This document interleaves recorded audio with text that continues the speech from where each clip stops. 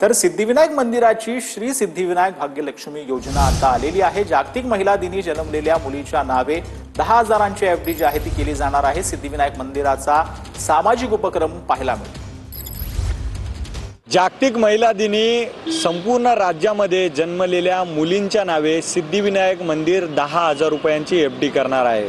खरं तर 8 मार्च रोजी संपूर्ण राज्यामध्ये ज्या मुलींचा जन्म झालेला आहे त्या मुलींच्या नावे त्यांच्या आईंच्या नावे 10,000 रुपयांची एफडी सिद्धिविनायक न्यास मंदिर करणार आहे असा निर्णय काल बैठकीमध्ये घेण्यात आलेला आहे। खरं तर 8 मार्च रोजी जागतिक महिला दिनी ज्या मुलींचा जन्म झालेला आहे त्या मुलींच्या नावे 10,000 रुपये एफडी करण्याचा निर्णय सिद्धिविनायक मंदिराच्या वतीने घेण्यात आलेला आहे।